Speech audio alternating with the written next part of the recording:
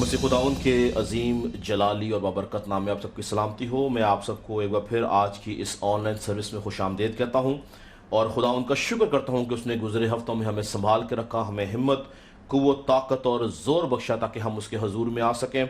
और याद रखें कि ईमानदार शख्स जब तक खुदा का रूह उसके साथ नहीं, वो इस दुनिया में फतहमंद नहीं हो सकता अबलीस के ऊपर, अबलीस की कुव्वतों के ऊपर, अबलीस के सारे इरादों के ऊपर, जब तक रूहुल कुद्दस हमारे साथ नहीं और यीशु मसीह का इख्तियार जो उसने हमें दिया वो हमारे साथ नहीं। तो हम खुदा का शुक्र करते हैं कि खुदावंद अपने लोगों के साथ है और उसने हमें इस सारी वबा के अंदर, इस सारे बुरे हालात के अंदर संभाला और हमें तौफीक दी कि हम उसके नाम को जलाल दे सकें। हम अपनी बात का आगाज़ करते हैं।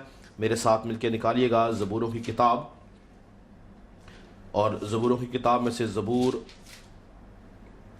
118 और उसकी पहली 7 आयात हम कलाम मुक़द्दस में से पढ़ेंगे। ज़बूर 118 उसकी पहली 7 आयात। खुदा कलाम में यूं मरकूम है, खुदावंद का शुक्र करो क्योंकि वो भला है और उसकी शफ़क़त अबदी है।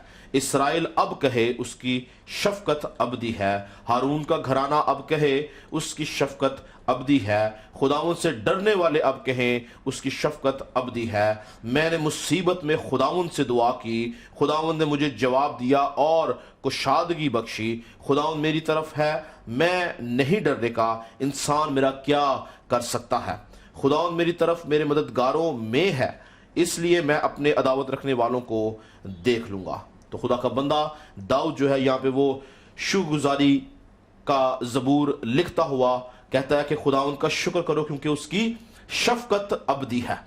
तो याद रखें कि जब हम खुदा के साथ चलते हैं और खुदा की रहमतें, उसकी बरकतें, उसकी शफ़क़त हम पे होती है, तो याद रखें हमें उसके हजूर में हर लम्हा, हर घड़ी शुक्रगुजारी करने की ज़रूरत है और इस बात का इकरार करने की ज़रूरत है कि उसकी शफ़क़त अबदी है, उसकी रहमतें अबदी हैं, उसकी बरकतें अबदी हैं और वो हमेशा अपने लोगों के साथ वफादार रहता है।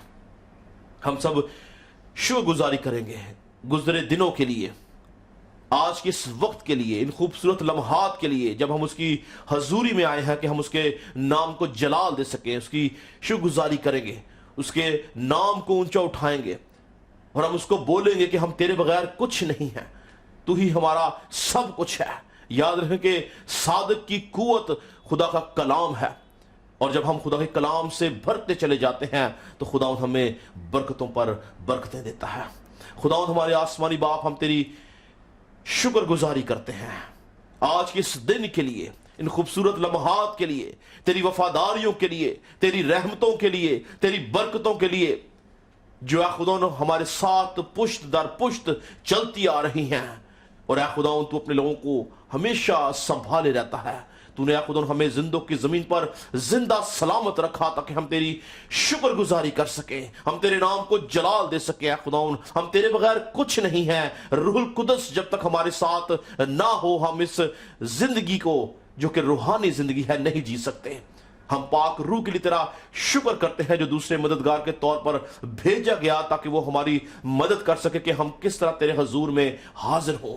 ऐ खुदा हम आज की इस मीटिंग के इब्तदा के अंदर ही, शुरू के अंदर ही ऐ खुदा हम पाक रूह को वेलकम करते हैं और चाहते हैं कि रूहुल कुद्दस की कुव्वत से हम परस्तिश करें, रूहुल कुद्दस की कुव्वत से हम कलाम को सुने, तेरी आवाज को सुने और तेरे नाम को जलाल दे सकें।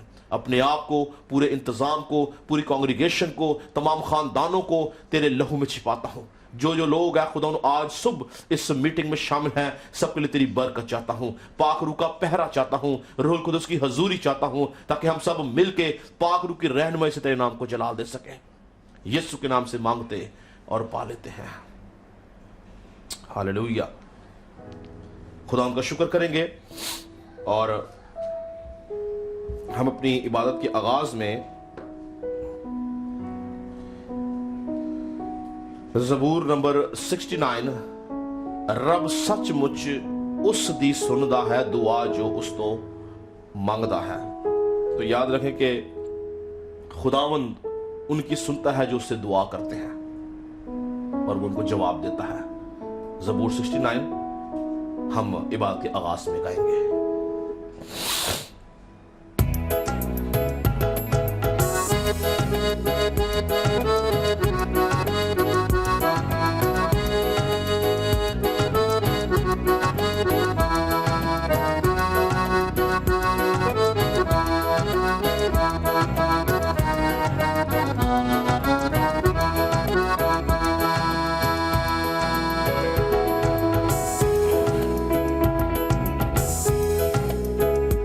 रब सचमुच उस दी सुनदा है, रब सचमुच उस दी सुनदा है, दुआ जो उस तो मंगदा है, दुआ जो उस तो मंगदा है, अपने असीरां नूं खुदा हकीर ना कदी समझेगा,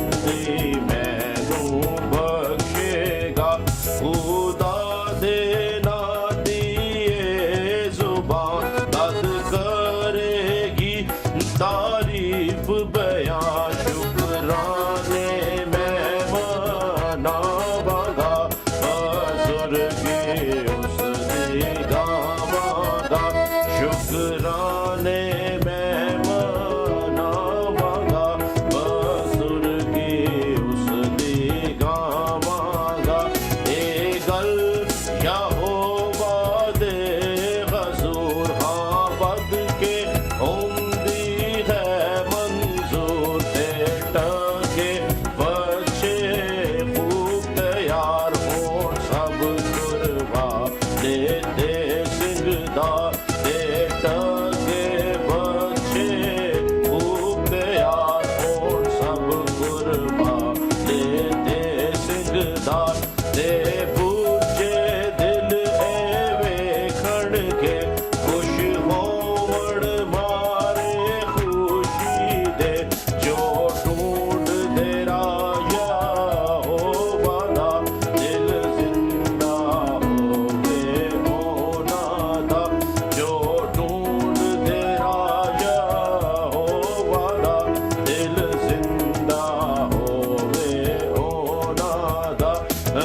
सचमुच उस दी सुनदा है, दुआ जो उस तो मंगदा है, अपने असीरां नूं खुदा हकीर ना कदी समझेगा, अपने असीरां नूं खुदा हकीर ना कदी समझेगा, अपने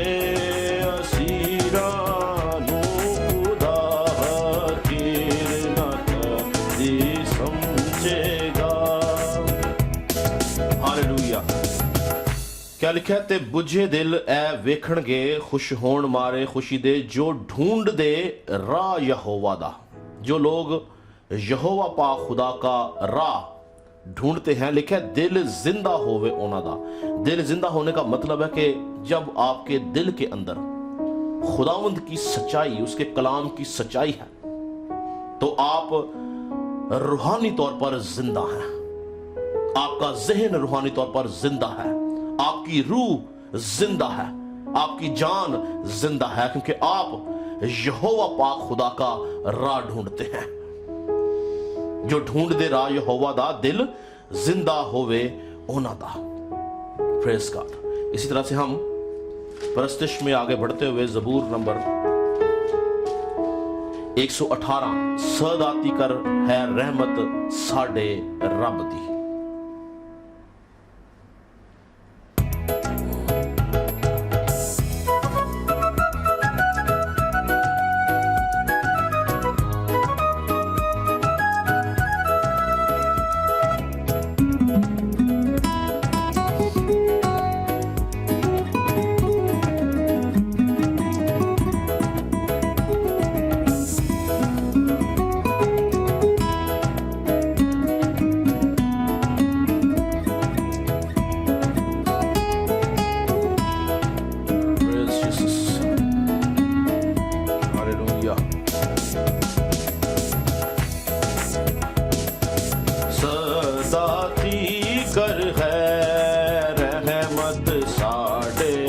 रब दी सदाती कर है रहमत साडे रब दी करो रब दी शुकर गुजारी करो रब दी शुकर गुजारी नेकी निकली है उस तो सारी नेक निकली है उस तो सारी सदाती कर है रहमत साडे रब दी सदाती कर है रहमत साडे रब दी काश इसराइल है बोले काश इसराइल है बोले ओदियो सत विच मुँह खोले ओदियो सत विच मुँह खोले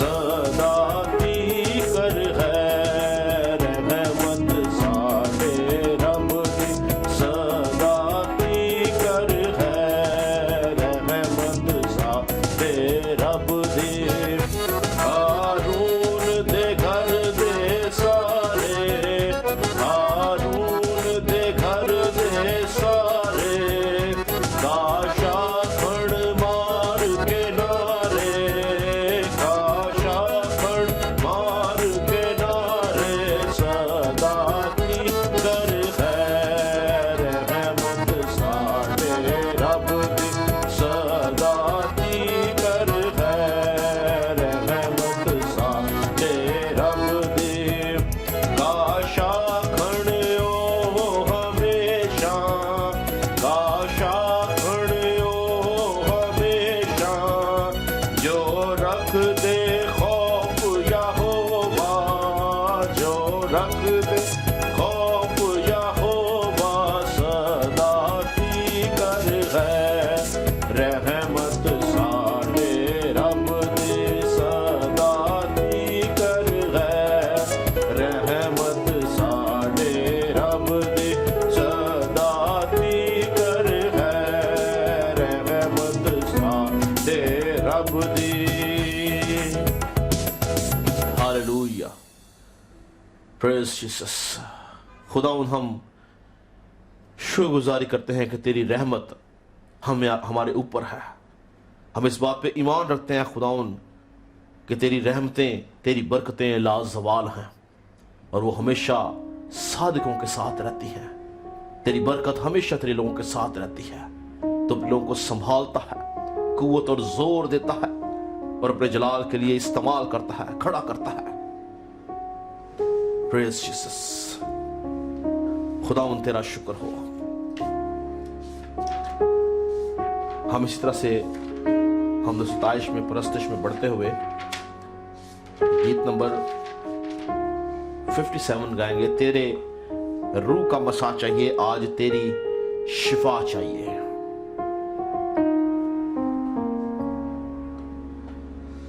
हालेलुया प्रेज जीसस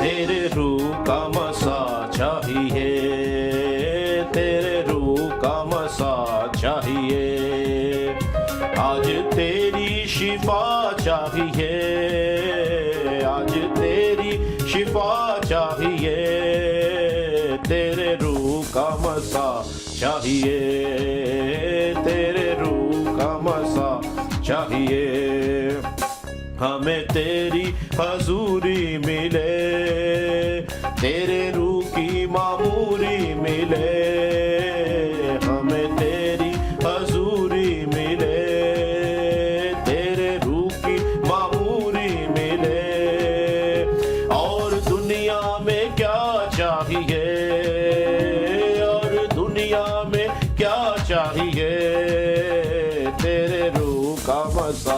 चाहिए, तेरे रूह का मसा चाहिए।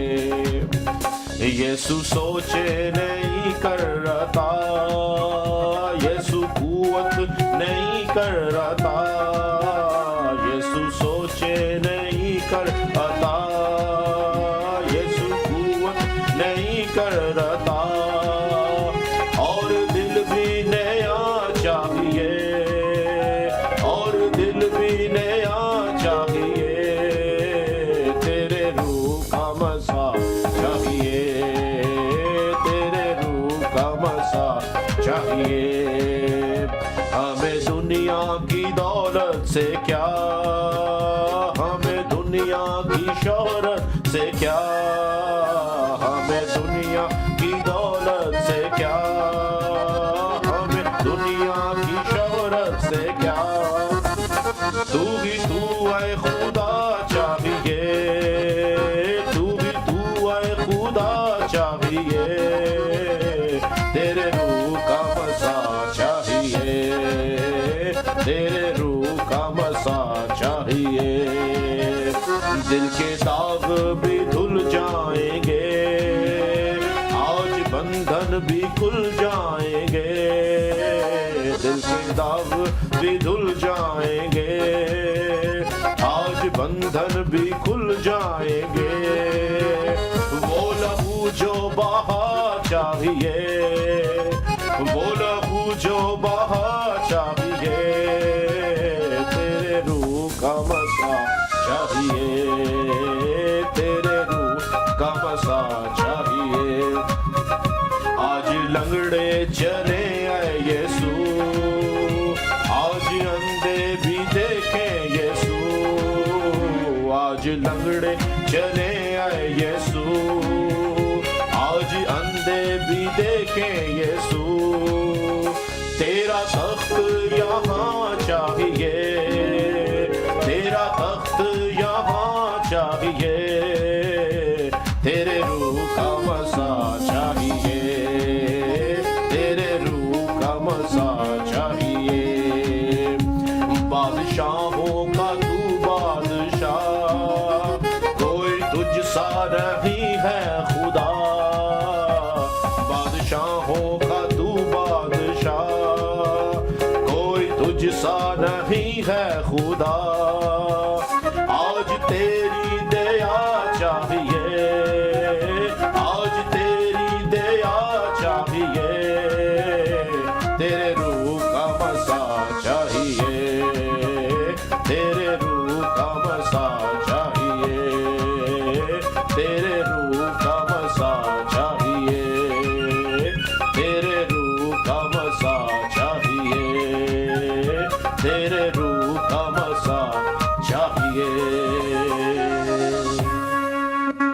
खुदावंद हम शुक्रगुजारी करते हैं इस रूह के मसा के लिए जो हमेशा तेरे लोगों के ज़हनों में, दिलों में, सोचों में, ख्यालात में रहता है। बेशक अगर तेरा मसा तेरे लोगों की जिंदगी के अंदर ना हो, तेरे लोग ऐ खुदावंद रूहानी तौर पर नहीं जी सकते। ये तेरे रूह का मसा ही है खुदावंद जो हमें हिम्मत, कुव्वत और ताकत और जोर बख्शता है ताकि हम तेरी हजूरी में झुक सके, अबलीस का मुकाबला कर सके, अबलीस के खिलाफ जंग कर सके, अबलीस के मंसूबों को फेल कर सके। ऐ खुदावंद तेरे रूह की हजूरी हमेशा तेरे लोगों के दिलों में रहे। तेरा खादम ऐ खुदावंद अपने आप को तेरे हजूर में पेश करता है। तेरे खादम के ज़हन, दिल, इरादा के अंदर हमेशा तेरे रूह की हजूरी रहे और ऐ खुदावंद तेरा बंदा इसी तरह तुझ में बढ़ता जाए, जोर पाए, तेरे नाम को चला दे सके। शिखा राबा से शिंदो रोबोसी, हालेलुया। हम इसी तरह से इस दुआया माहौल के अंदर ही हम कोर्स गाएंगे तेरे रूह से खुदावंद खुदा, और हम अपने आप को कलाम के लिए तैयार करेंगे, उन कीमती बातों के लिए, उन सच्चे मोतियों के लिए, उस रूहानी रोटी के लिए, उस आसमानी मन के लिए, उन हकीकी और सच्ची बातों के लिए जो हमारी हड्डियों की ताजगी और हमारी नाफ की सेहत है। हम अपने आप को तैयार करेंगे। हर एक शख्स खुदा उनसे दुआ करेगा, खुदा उन आज का कलाम उसके लिए बरकत का बाइस हो और आज के कलाम के वसीला से वो बहुत सारी बातें सीखे और तेरे नाम को चला दे सके। हालेलुया। तेरे रूह से खुदावंद तेरा शुक्र।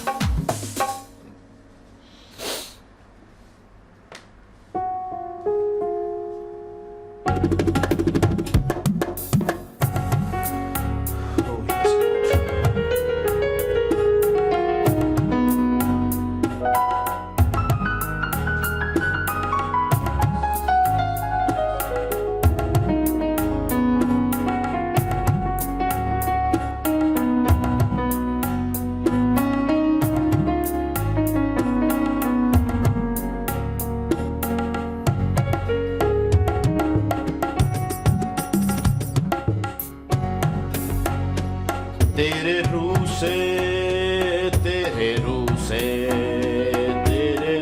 से खुदावंद खुदा, तेरे रूह से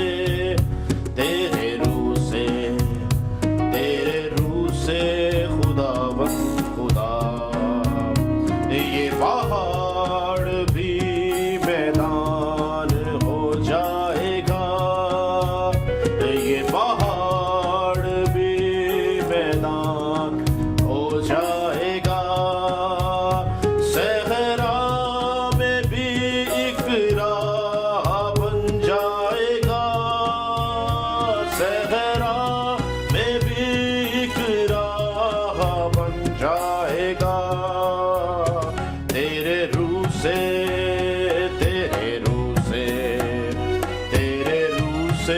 खुदावंद खुदा, तेरे रूह से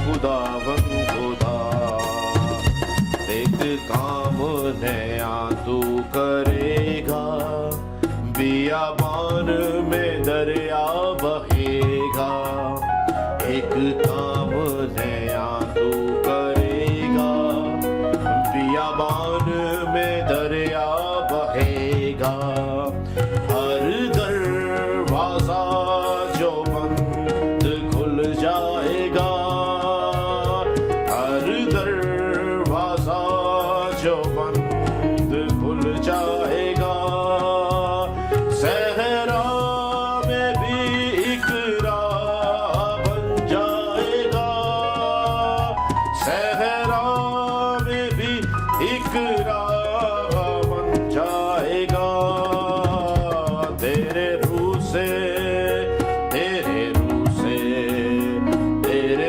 से खुदावंद खुदा,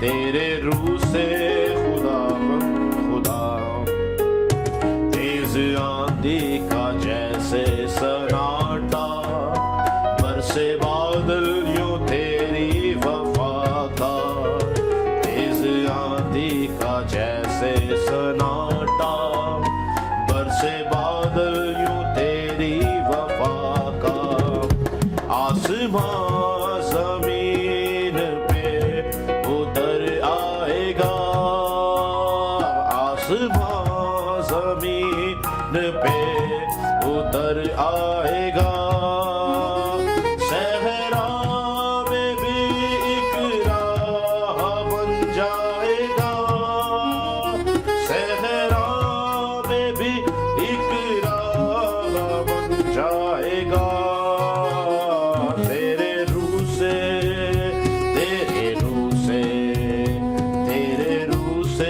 खुदावंद खुदा, तेरे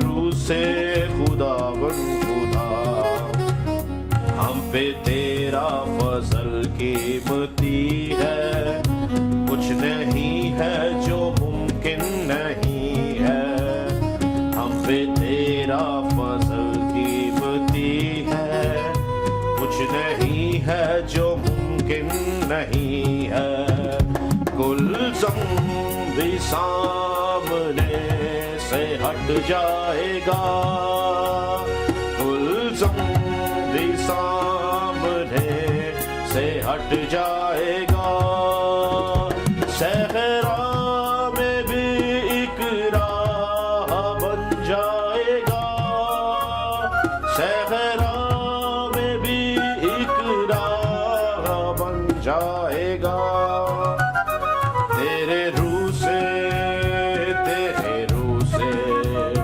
तेरे रूह से खुदावन खुदा, तेरे रूह से, तेरे रूह से, तेरे रूह से खुदावन खुदा, तेरे रूह से, तेरे रूह से, तेरे रूह से खुदावन खुदा। हालेलुया। खुदावंद हम ईमान रखते हैं इस बात के ऊपर कि तेरे रूह से हर एक पहाड़ हट जाता है,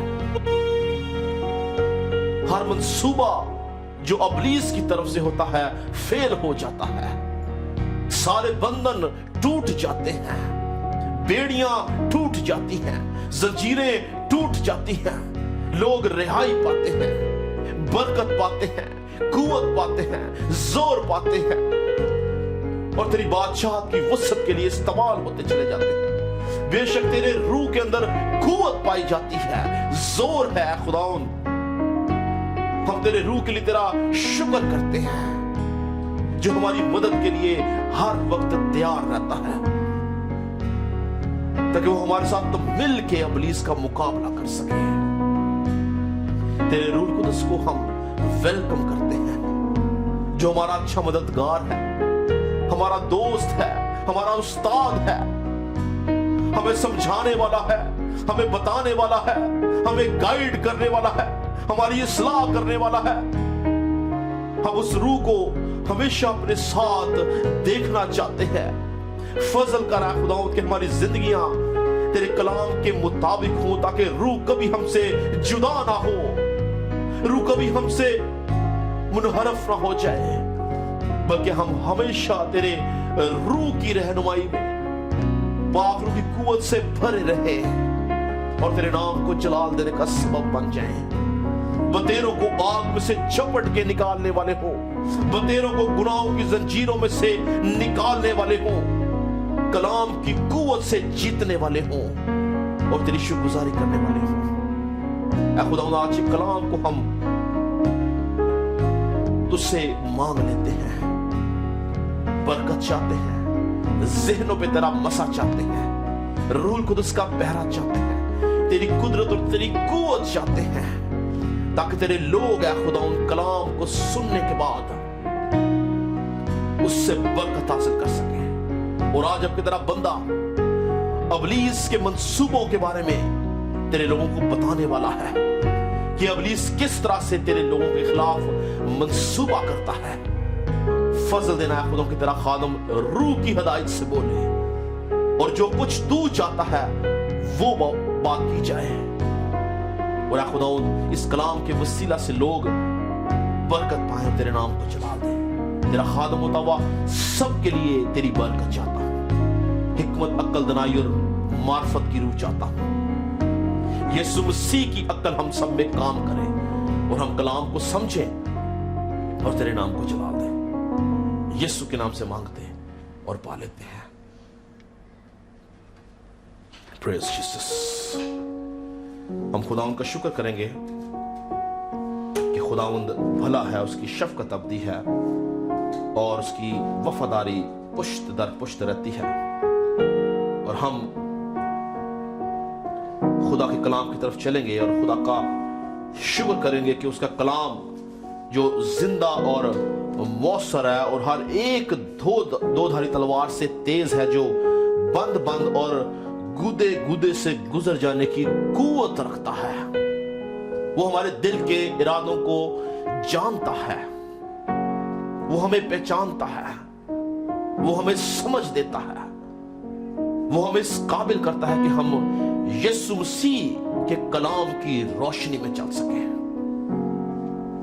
कलाम हमारी कुव्वत है, हमारा जोर है। جیسا کہ گزشتہ ہفتے کے اندر ہم نے کلام مقدس میں سے روحانی جنگ کے بارے میں سیکھنا شروع کیا تھا کہ روحانی جنگ کیا ہے اور کس طرح سے لڑی جاتی ہے، اور بہت ساری باتیں ہم نے پچھلے ہفتے میں دیکھی، اور آنے والے کچھ ہفتوں میں ہم روحانی جنگ کے بارے میں ہی سیکھتے رہیں گے۔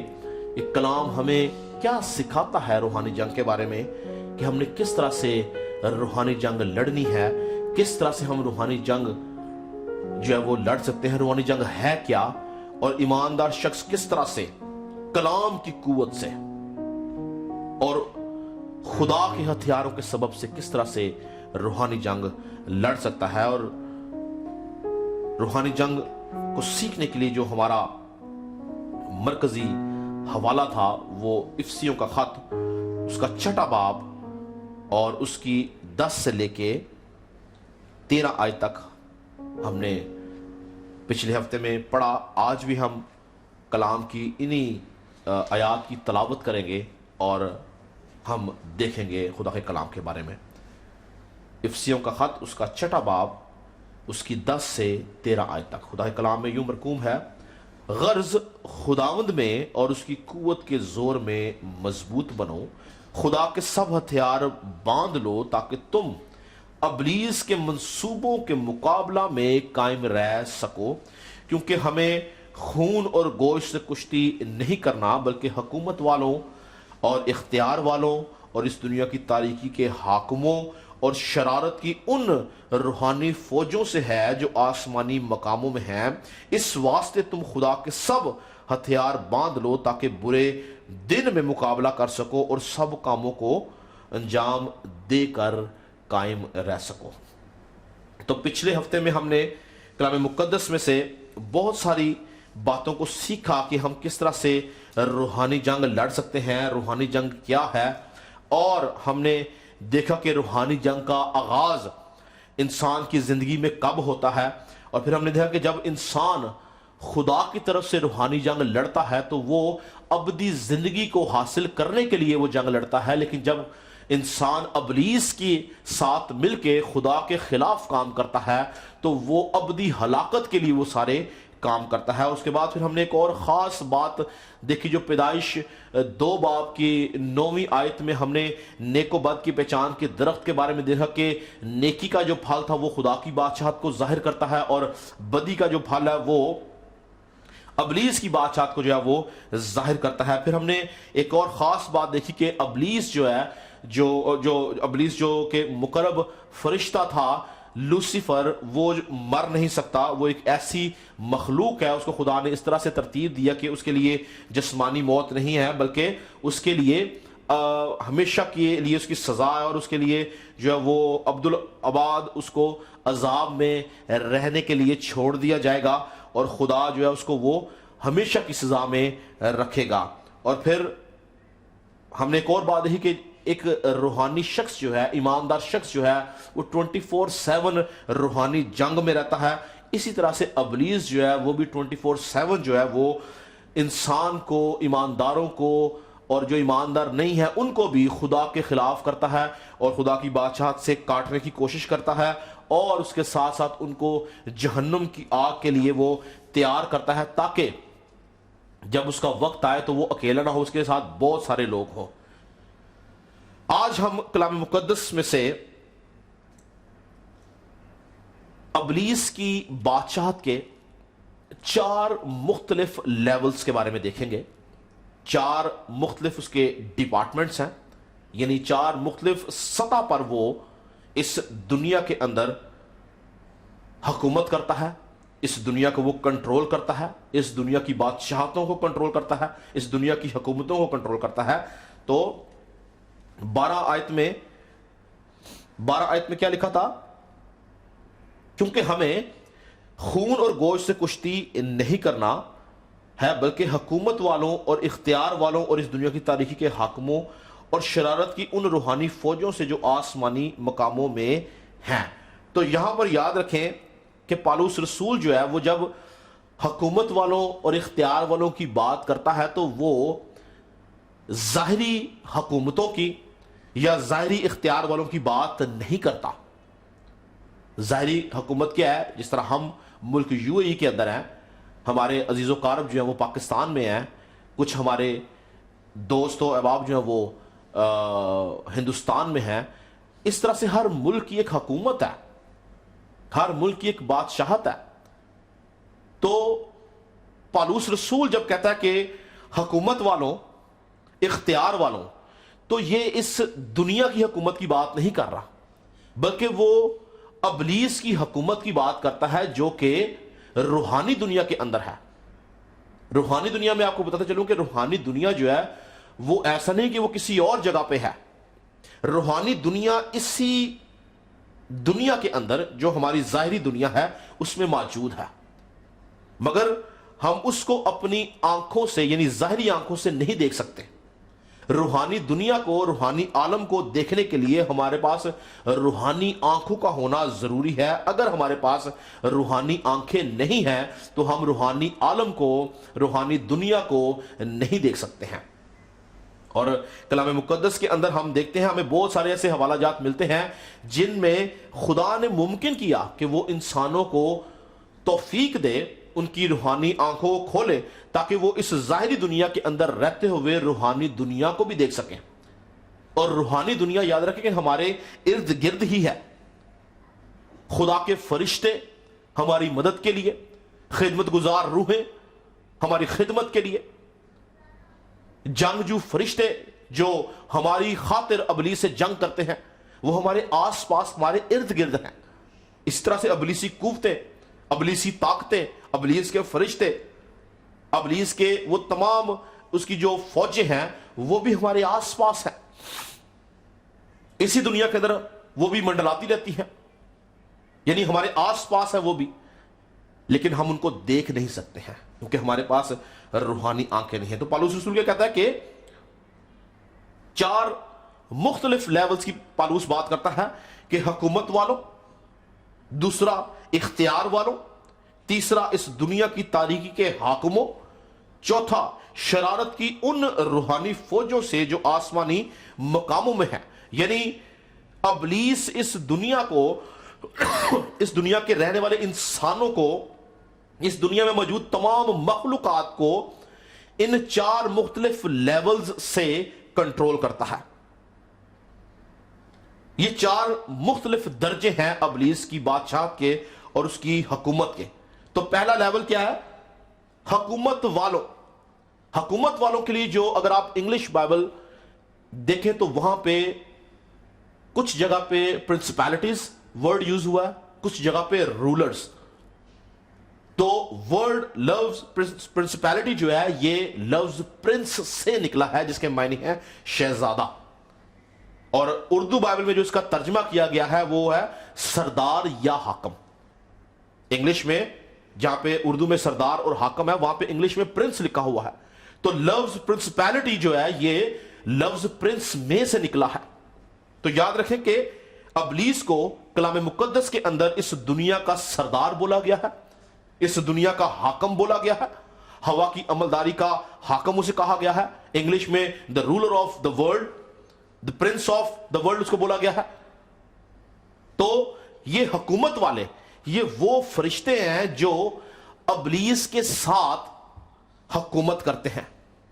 یہ حکمران فرشتے ہیں دنیا کے اوپر، یہ حکومت کرتے ہیں. یہ آپ اس کو یہ سمجھ لیں کہ ابلیس کی بادشاہت کے، اس کی کنگڈم کے یہ جو ٹاپ رینک فرشتے ہیں یہ ان کی بات ہے. یہ اس کے ٹاپ رینک کے فرشتے ہیں جو حکمران فرشتے ہیں، جو حکمرانی کرتے ہیں، حکومت کرتے ہیں. کہاں پہ؟ دنیا کے ممالک کے اوپر، دنیا کی حکومتوں کے اوپر. یہ اپنے سسٹم کو پوری دنیا کے اوپر انہوں نے لاگو کیا ہوا ہے. ہر ایک ملک کے اوپر ایک فرشتہ ہے، ہر ایک ملک کے اوپر ایک موکل ہے. یہ جو کیٹیگری ہے حکومت والے جن کے بارے میں پرنسپیلٹیز کہا گیا ہے، یہ انفرادی طور پر یا اجتماعی طور پر یہ انسانوں سے کسی طرح کا تصادم نہیں کرتے. ان کی ڈائریکٹ انٹریکشن جو ہے وہ انسانوں کے ساتھ نہیں ہے، بلکہ یہ حکومتوں کو انفلوئنس کرتے ہیں. یہ حکومتوں کو اپنی قوتوں کے ساتھ متاثر کرتے ہیں، اور بہت سارے قانون جو حکومتوں میں لاگو کیے جاتے ہیں وہ ان قوتوں کی وجہ سے کیے جاتے ہیں، کیونکہ یہ پیچھے بیٹھ کے ان کو کنٹرول کرتی ہیں.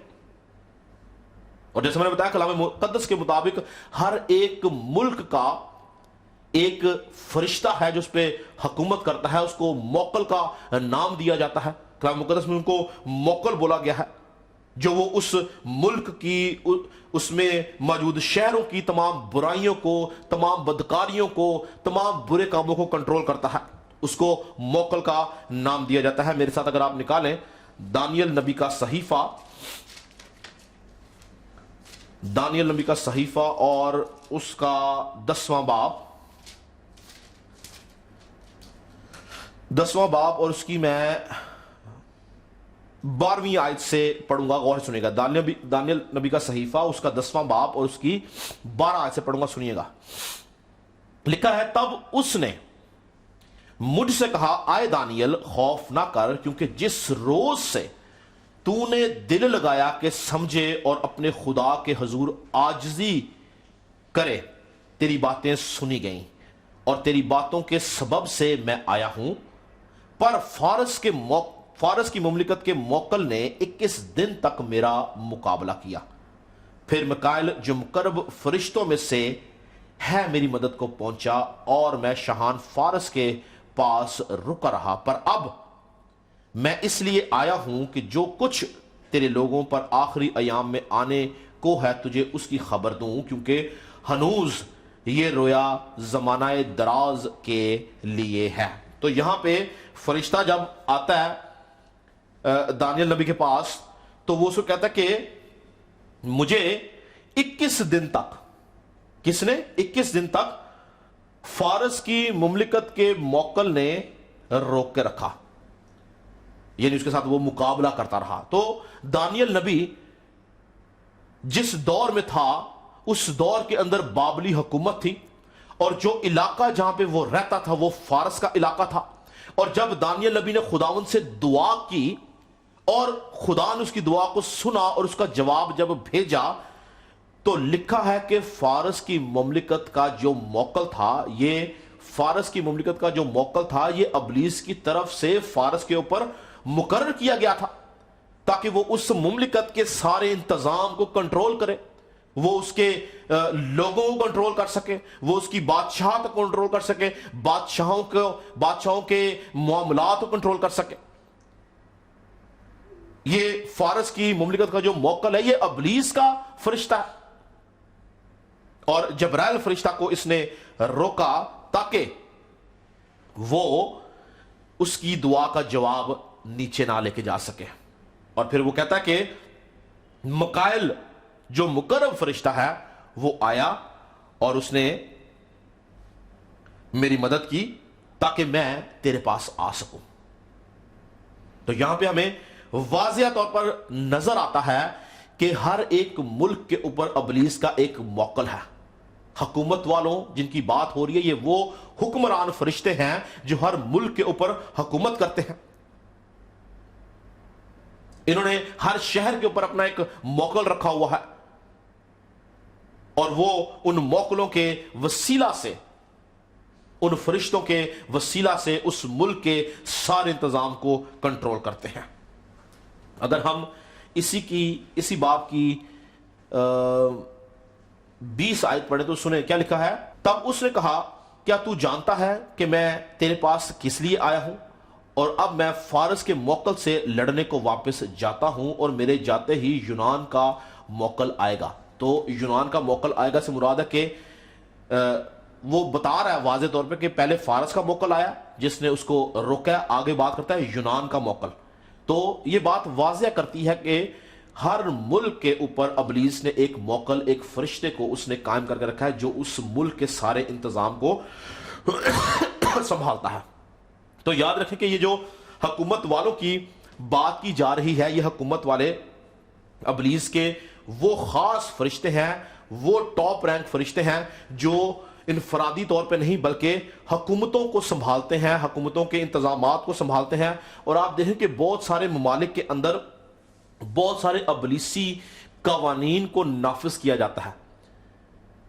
جس طرح سے آپ کو پتا ہوگا بہت سارے ممالک کے اندر جو ہے وہ گے ازم کو جو ہے وہ لیگل کر دیا گیا ہے, لیگلائز کر دیا گیا ہے.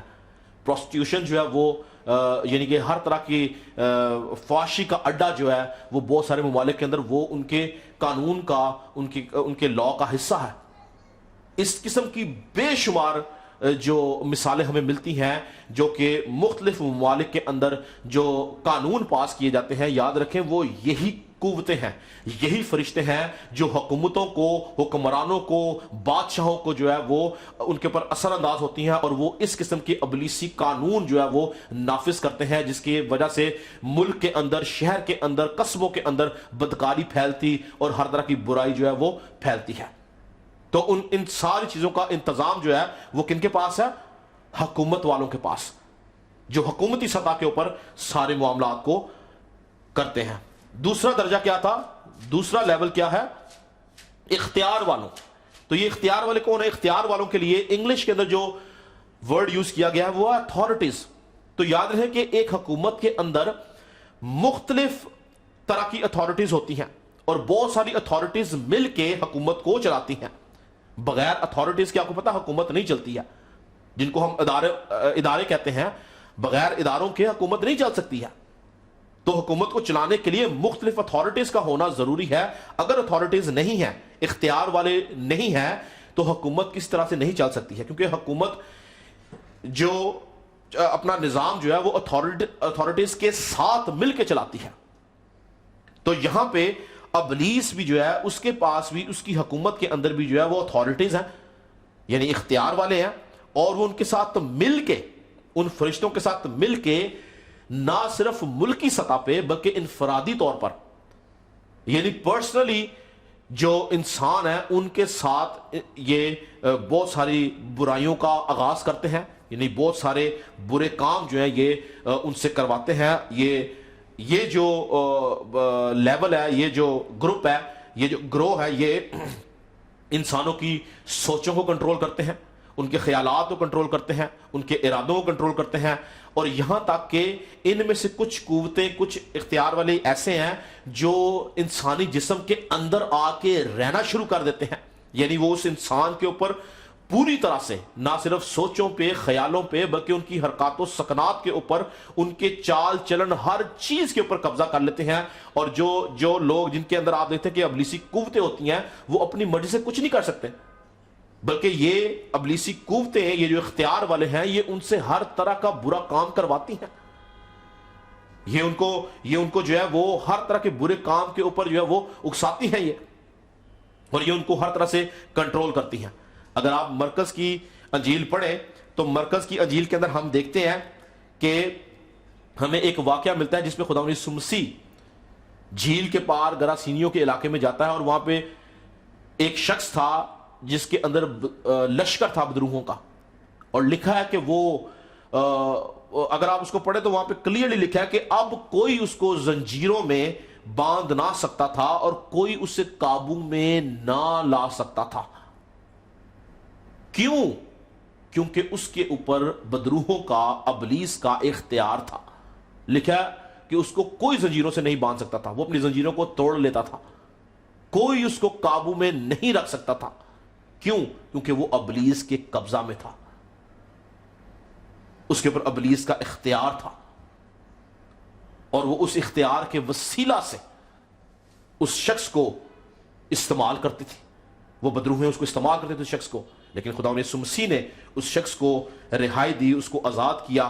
اور آپ سب اس واقعے جانتے ہیں کہ ان بدروہوں کو اس میں سے نکال کے خداوند یسوع مسیح نے سوروں میں بھیج دیا. تو یاد رکھیں کہ یہ جو اختیار والے ہیں یہ انفرادی طور پر انسانوں کے ساتھ جو ہے یہ بہت سارے معاملات میں شامل ہو جاتی ہیں. یہ جو ناپاک تاثیریں ہیں, یہ جو اختیار والے ہیں, یہ انسان کے اوپر اختیار رکھتی ہیں. اور پھر ہم دیکھتے ہیں کہ مرکز کی انجیل کے اندر, یہ اگر آپ میرے ساتھ مرکز کی انجیل اس کا 3 باب نکالیں تو وہاں پہ خداوند یسوع مسیح کو فقی فریسی کہتے ہیں کہ تو بدروہوں کے سردار کی مدد سے بدروہوں کو نکالتا ہے. تو یسوع مسیح نے انہیں ایک بات بولی کہ اگر شیطان اپنا ہی دشمن ہوگا تو کس طرح سے اس کی حکومت قائم رہے گی. یہ مرکز کی انجیل اس کا 3 باب اور اس کی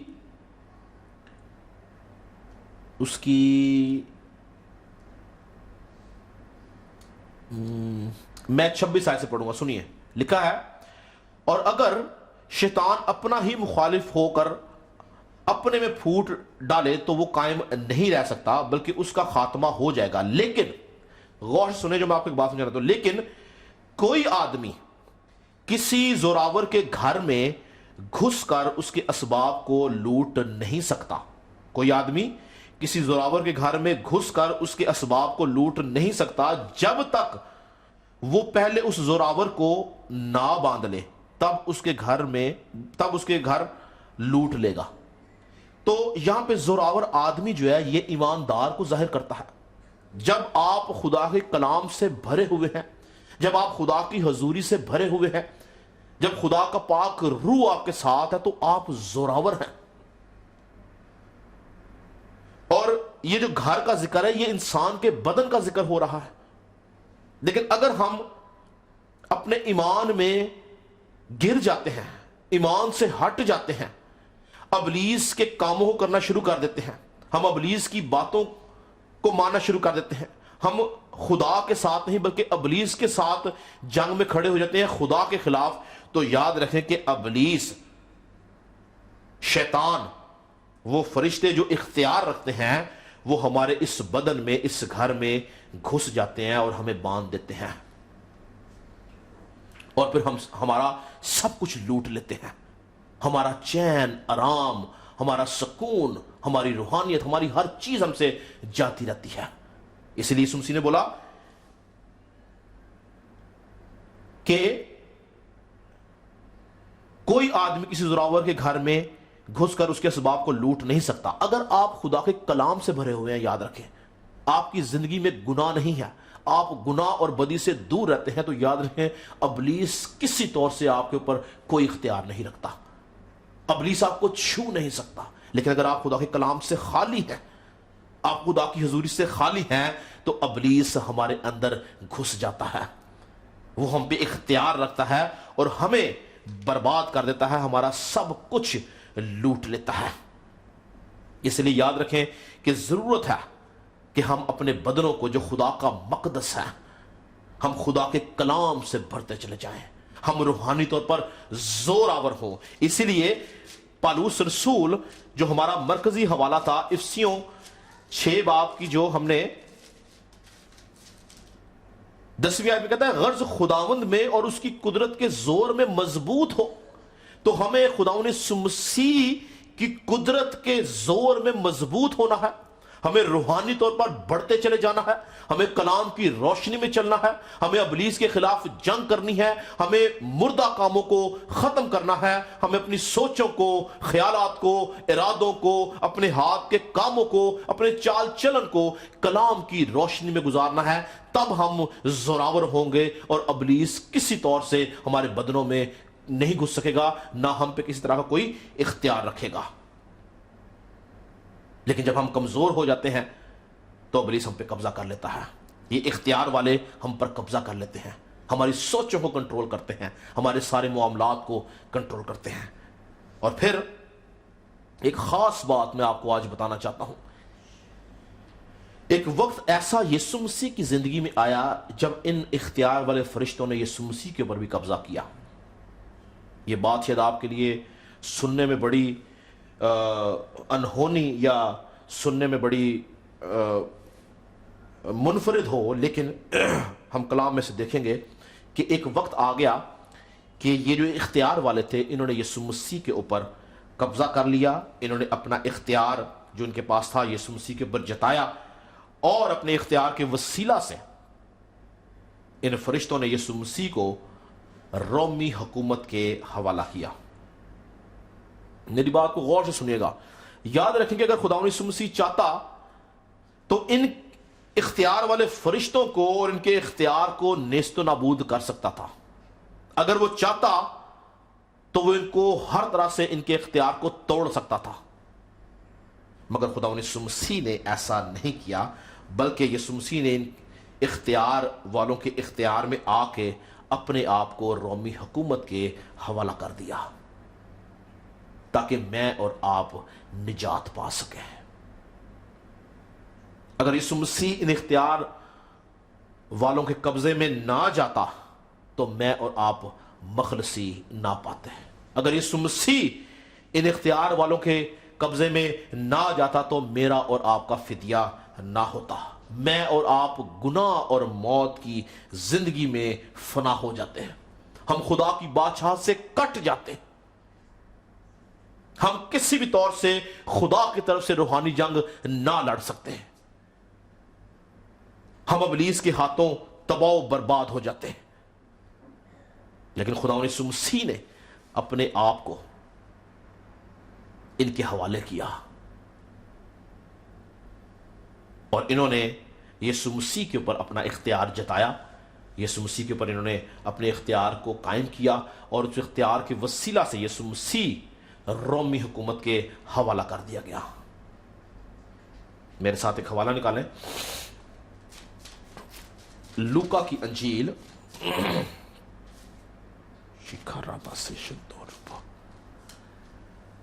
اس کا 22 باب اور اس کی میں پڑھوں گا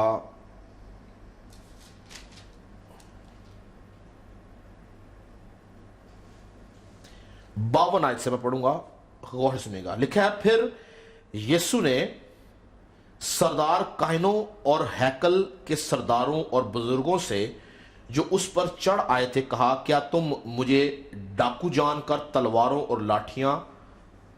اور لاٹھیاں لے کر نکلے ہو؟ اب یسوع مسیح باغ گت سمنی میں ہے اور باغ گت سمنی کے اندر سردار کاہن ہیں اور جو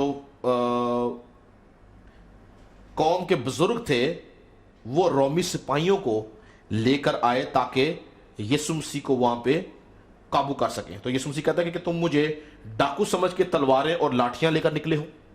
آگے لکھا ہے، جب میں ہر روز ہیکل میں تمہارے ساتھ تھا تو تم نے مجھ پر ہاتھ نہ ڈالا۔ جب میں ہر روز ہیکل میں تمہارے ساتھ تھا تم نے مجھ پر ہاتھ ڈالا، لیکن یہ تمہاری گھڑی اور تاریکی کا اختیار ہے۔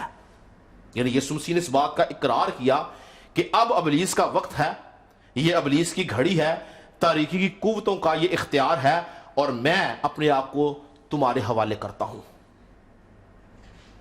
تاکہ نسل انسانی کا اس کے گناہوں کا ازالہ ہو سکے، تاکہ گناہگار انسان نجات پا سکے۔ یاد رکھیں کہ یسوع مسیح کی 3.5 سالہ خدمت کے اندر بے شمار دفعہ فقی اور فریسیوں نے کوشش کی کہ وہ یسوع مسیح کو سنسار کریں، یسوع مسیح کو قابو کریں، یسوع مسیح کو قتل کریں، اس کو سنسار کر سکیں، اس کو صلیب دے سکیں، لیکن وہ کسی بھی طور سے یسوع مسیح کے اوپر اختیار نہیں رکھتے تھے۔ لیکن یسوع مسیح نے رضا کرانہ طور پر انٹینشنلی اپنے آپ کو ان کے حوالے کیا، اور حوالے کرنے کا پرپس صرف یہ تھا کہ اگر وہ ان کے حوالے نہ کیا جاتا، ان کے اختیار میں نہ جاتا، تو میں اور آپ گناہ اور موت کی زندگی میں ختم ہو جاتے ہیں۔ اور پھر ہم دیکھتے ہیں کہ پیلاطوس یسوع مسیح سے بہت گفتگو کرنے کے بعد وہ یسوع مسیح کو کہتا ہے، کیا تو نہیں جانتا کہ مجھے تجھے چھوڑنے کا بھی اختیار ہے اور تجھے مصلوب کرنے کا بھی اختیار ہے؟ یسوع مسیح نے پتا اسے کیا بولا؟ یسوع مسیح نے سے کہا کہ میرے ساتھ نکالیں، بلکہ یوحنا کی انجیل اس کا 19 باب، یوحنا کی انجیل اس کا 19 باب اور اس کی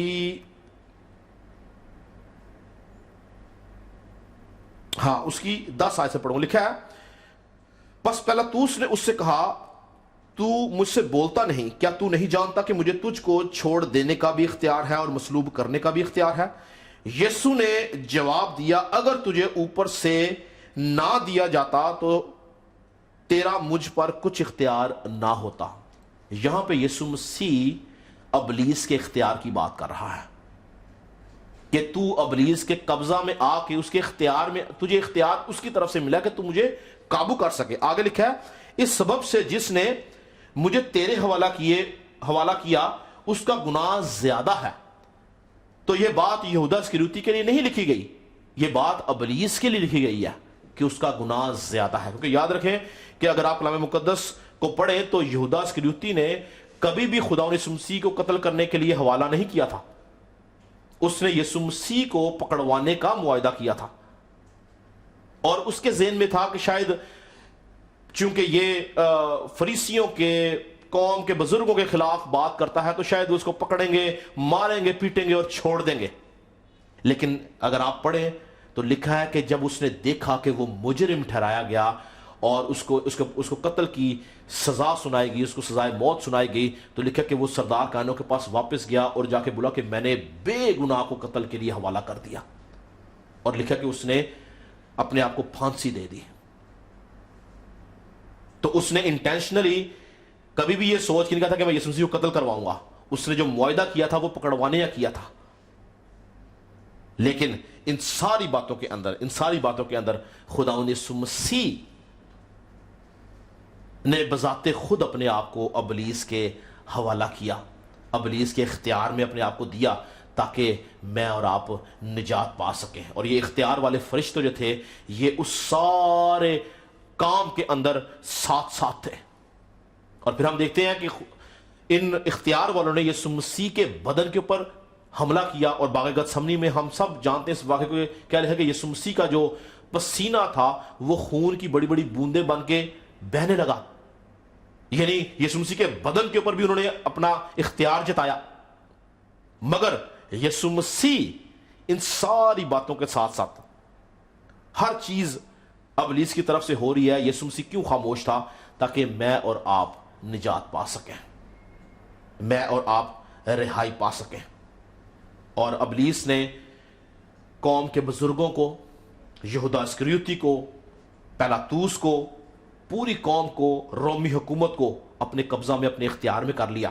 اور پھر ایک خاص بات اگر ہم پڑھیں اناجیل کے اندر ہمیں یہ بات ملتی ہے کہ جب یسوع مسیح کو کٹہرے میں کھڑا کیا گیا تو اس کے ساتھ بارابا کو کھڑا کیا گیا. اور آپ سوچیں کہ ابلیس کا کتنا زبردست اختیار ان سب کے اوپر تھا, چاہے وہ قوم کے لوگ تھے, بزرگ تھے, پیلاطوس تھا یا جو بھی باقی لوگ تھے, کہ جب انہوں نے یسوع مسیح کو اور بارابا کو چھوڑنے کی بات کی ہے تو دنیا کے لوگوں نے, یعنی قوم کے لوگوں نے بارابا کا انتخاب کیا. بارابا کا انتخاب کیوں کیا گیا؟ کیونکہ یاد رکھیں یہ عدالت جو یسوع مسیح کے وقت لگائی گئی, یہ عدالت ابلیس کی طرف سے لگائی گئی. اور بارابا ایک ڈاکو تھا, ایک قاتل تھا, ایک زانی تھا اور ایک باغی تھا جس نے بغاوت کی تھی حکومت کے اندر. اور چونکہ یہ عدالت جو تھی یہ ابلیس کی طرف سے لگائی گئی تھی, اسی لیے ابلیس نے اپنے فرزند بارابا کو چھڑا لیا اور یسوع مسیح کو جو زندگی کا مالک تھا قتل کے لیے حوالہ کر دیا. کیونکہ اس وقت ابلیس کا اختیار نہ صرف قوم کے بزرگوں پہ بلکہ رومی حکومت کے اوپر بھی تھا. اور آپ سوچیں, ہم 2 منٹ کے لیے اس بائبل کے حصہ سے باہر نکل کے سوچیں کہ اگر ایک حکومت ہے اور اس حکومت کے اندر 2 لوگوں کو کھڑا کیا جائے تاکہ انصاف کیا جائے, اور ایک انتہائی شریف انسان ہو اور ایک ڈاکو بدکار چور ہو, تو کوئی بھی شخص کبھی اس کی حمایت نہیں کرے گا. لیکن آپ بائبل پڑھیں تو لکھا کہ وہ چلانے شروع ہو گئے. انہوں نے بولا ہمارے لیے بارابا کو چھوڑ. کیوں وہ چلا رہے تھے؟ کیونکہ وہ بے خود تھے, ان کے اوپر ابلیس کا اختیار تھا, ان کی سوچوں پہ ابلیس کا اختیار تھا, ان کے ارادوں پہ ابلیس کا اختیار تھا. اور ابلیس نے اپنے اختیار کے وسیلہ سے بارابا کو تو چھڑا لیا مگر یسوع مسیح کو قربان ہونے دیا. اور پھر خدا یسوع مسیح اسی اختیار کے اندر رہتا ہوا, اسی اختیار میں جو ابلیس نے اس کے اوپر کیا تھا رہتا ہوا, وہ کلوری تک گیا. اور کیا لکھا ہے کہ وہ مصلوب کیا گیا اور پھر دفن کیا گیا. مگر تیسرے دن خدا کی قدرت کے وسیلہ سے, پاکیزگی کے روح کے اعتبار کے وسیلہ سے, اور یسوع مسیح اپنے اختیار کے سبب سے قدرت کے ساتھ مردوں میں سے جی اٹھا، اور پھر اس نے ابلیس کی اس ساری حکومت کو، اس سارے اختیار کو اپنے اوپر سے اتار پھینکا، اس کو نیست و نابود کر دیا اپنے جی اٹھنے کی قدرت کے وسیلہ سے۔ اس لیے پالوس رسول کلسیوں کے خط اس کے 2 باب کی 15ویں آیت میں کہتا ہے کہ اس نے حکومتوں کو اور اختیاروں کو اپنے اوپر سے اتار کر ان کا برملا تماشا بنایا، اور صلیب کے سبب سے ان پہ فتح یابی کا شادیانہ بجایا۔ یعنی یسوع مسیح نے ابلیس کی ساری حکومت کو، اس سارے اختیار کو جس کے سبب سے وہ پکڑوایا گیا اور مصلوب ہوا اور مارا گیا، جب وہ جی اٹھا تو اس نے اس سارے اختیار کو، اس حکومت کو لکھا اپنے اوپر سے اتار ڈالا، اور صلیب کے سبب سے، صلیب کی قوت سے، صلیب کی طاقت سے لکھا اس نے ان کے اوپر فتح یابی کا شادیانہ بجایا۔ یعنی یسوع مسیح نے فتح پالی اختیارات کے اوپر، حکومتوں کے اوپر، شرارت کی ان روحانی فوجوں کے اوپر، تاریکی کے حاکموں کے اوپر، اور یسوع مسیح نے ابلیس کی حکومت کو تباہ و برباد کر دیا، نیست و نابود کر دیا، اس کا اثر جاتا رہا۔ اور یہ کس سبب سے ہوا؟ اس کے جی اٹھنے کی قدرت کے وسیلہ سے اور اس کی صلیبی موت کے وسیلہ سے۔ اس لیے یاد رکھیں کہ جو شخص یسوع مسیح کے اوپر ایمان لے کے آتا ہے، جو شخص یسوع مسیح کو اپنا شخصی نجات دہندہ مان لیتا ہے، اس کے پاس یسوع مسیح کا اختیار ہے، اور یہ اختیار ابلیس کے اختیار سے بہت بڑا ہے۔ ابلیس اس اختیار سے ڈرتا، کانپتا اور تھر تھراتا ہے۔ جو شخص نجات یافتہ ہے، جس کے پاس یسوع مسیح کا اختیار ہے، اس کے اوپر ابلیس کا کچھ اختیار نہیں ہے۔ لیکن یاد رکھیں ایک خاص بات، کہ یسوع مسیح نے ابلیس کے اختیار اور اس کی حکومت کو نیست و نابود ایماندار کے لیے کیا ہے۔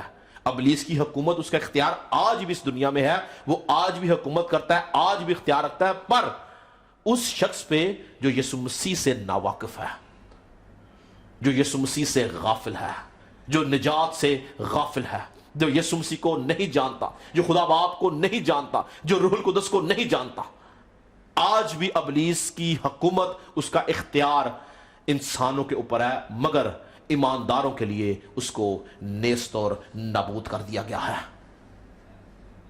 ایمانداروں کے اوپر اس کا کچھ اختیار نہیں ہے، بلکہ ایمانداروں کے اندر جو اختیار ہے، جب وہ اپنے اس اختیار کو استعمال کرتے ہیں تو وہ لوگ جو ابلیس کے اختیار میں یا ابلیس کے قبضہ میں ہیں، ایماندار لوگ ان کو اس قبضے سے، اس اختیار سے چھڑا لیتے ہیں، وہ ان کو رہائی دیتے ہیں،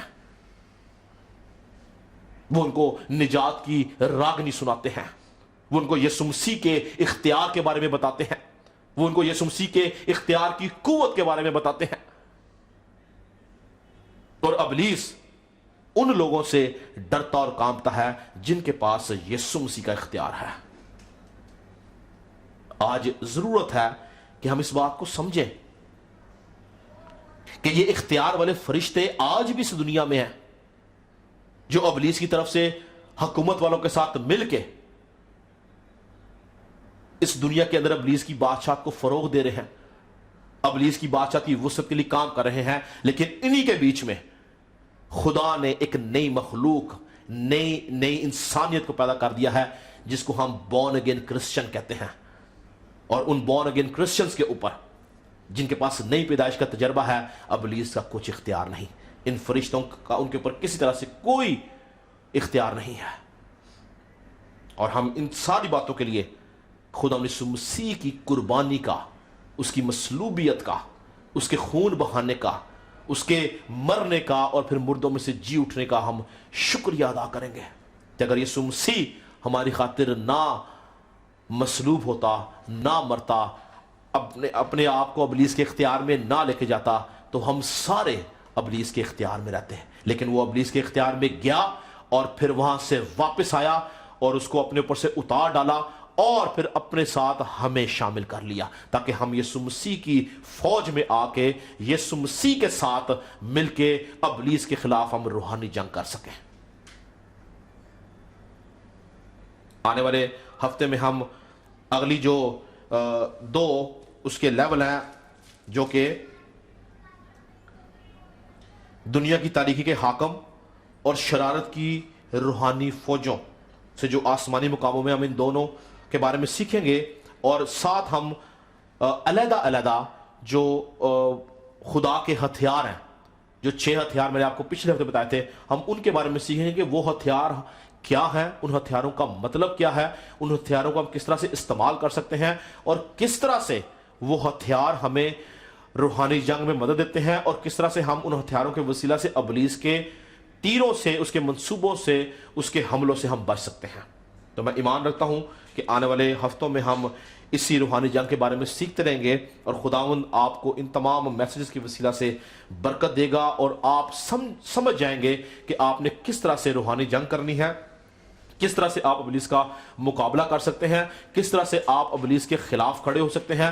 اور یاد رکھیں، جب تک آپ کو جنگ کرنا نہیں آئے گی، جب تک آپ جنگ کے قوانین نہیں سیکھیں گے، جب تک آپ جنگ کے ہتھیار نہیں لیں گے، جب تک آپ اس سارے رولز اینڈ ریگولیشنز کو نہیں سمجھیں گے، آپ کبھی بھی ابلیس کے خلاف جنگ نہیں کر سکتے ہیں۔ میرا یہ سیریز چلانے کا پرپس اور مقصد یہی تھا کہ آپ روحانی جنگ کرنے کے جو قوانین ہیں ان کو سیکھ سکیں اور سمجھ کے آپ جنگ کریں، تاکہ آپ ابلیس کے مقابلہ میں قائم رہ سکیں، اور قائم رہ کے آپ اس کا مقابلہ کر کے اس کے منصوبوں میں فیل کر سکیں۔ تو آپ جب سب یہ میرے میسیجز سن رہے ہیں، آپ اپنے آپ کو خداوند کی حضوری میں لے کے آئیں، ان میسیجز کو غور سے سنیں۔ یہ تعلیم ہے جو کہ بڑی ضروری ہے آپ کے لیے، اور آنے والے دنوں، مہینوں، سالوں میں خداوند رکھتا ہوں کہ آپ میں سے بہت سارے لوگ روحانی جنگ کے لیے تیار ہوں گے اور خدا کے ساتھ کھڑے ہو کے ابلیس کا مقابلہ کر سکیں گے۔ پریز گاڈ، خدا نے سب کو برکت دے۔ میں آپ کے لیے دعا کرنا چاہتا ہوں۔ خداوند ہمارے آسمانی باپ، ہم تیرا شکر کرتے ہیں، تیری تعریف کرتے ہیں، تیری تمجید کرتے ہیں، تیری حمد اور تیری ستائش کرتے ہیں، کیونکہ تو بھلا ہے، تیری شفقت ابدی ہے، اور تیری وفاداری پشت در پشت رہتی ہے۔ اے خداوند، ہم ایمان رکھتے ہیں کہ ہم جب تک تو ہمارے ساتھ نہیں، ہم ابلیس کا مقابلہ نہیں کر سکتے۔ جب تک تیری نگاہ ہمارے اوپر نہیں، ہم ابلیس کا مقابلہ نہیں کر سکتے۔ ہم روحانی جنگ اسی وقت لڑ سکتے ہیں جب روح القدس ہمارے ساتھ ہے، جب ہمارے پاس تیرے ہتھیار ہیں، جب ہم حکومت کو سمجھتے ہیں، جب ہم ابلیس کے تمام اختیارات کو سمجھتے ہیں، پھر ہم اس کا مقابلہ کر سکتے ہیں۔ خدا تیرا خادم ہوتا ہوا سب لوگوں کے لیے تیری برکت چاہتا ہوں، پوری کلیسیا کے لیے تیری برکت چاہتا ہوں، تاکہ آنے والے دنوں میں سارے لوگ روحانی جنگ کے مقصد کو سمجھیں اور اس کو لڑیں اور تیرے نام کو جلال دیں۔ تیرا خادم ہوتا ہوا سب کو اے خداوند تیرے لہو میں چھپاتا ہوں، ابلیس کے سارے منصوبوں کو فیل کرنا، تاکہ اے خداوند یہ سب تیرے جلال کے لیے تیرے کاموں میں بڑھتے چلے جائیں اور تیری شکرگزاری کر سکیں۔ یسوع کے نام سے مانگتے اور پا لیتے ہیں، آمین۔ ہم خداوند کی سکھائی دعا میں شریک ہوں گے۔ آئے ہمارے باپ، تو جو آسمان پر ہے، تیرا نام پاک منا جائے، تیری بادشاہت آئے، تیری مرضی سے آسمان پوری ہوتی ہے، زمین پر بھی ہو۔ ہمارے روز کی روٹی آج ہمیں دے، جس طرح ہم اپنے قصورواروں کو معاف کرتے ہیں، تو بھی میرے قصور ہمیں معاف کر۔ ہمیں آزمائش میں نہ ڈال، بلکہ برائی سے بچا، کیونکہ بادشاہت، قدرت اور جلال ہمیشہ تیرے ہی ہے، آمین۔ اب ہمارے خدا یسوع مسیح کا فضل، خدا باپ کی محبت، پاک روح کی رفاقت اور شراکت تمام ان لوگوں کے ساتھ جو تیرے خادم کے ساتھ آن لائن ہیں، ان پہ اور ان کے گھرانوں پہ ہمیشہ تیری برکت، تیری قدرت چھائی رہے۔ یسوع کے نام سے مانگتے ہیں اور پا لیتے ہیں، آمین۔ تھینک یو ویری مچ جی، خداوند آپ کو برکت دے۔ میں امید رکھتا ہوں کہ جتنا کچھ بتایا جا رہا ہے یہ آپ کے لیے مؤثر ہتھیار کے طور پر آپ اس کو استعمال کر سکیں گے، اور آنے والے دنوں میں آپ خدا کی طرف سے روحانی جنگ کو لڑنا سیکھیں گے، اور فتح یابی کے ساتھ آپ ہمکنار ہوں گے۔ خدا نے سب کو برکت دے۔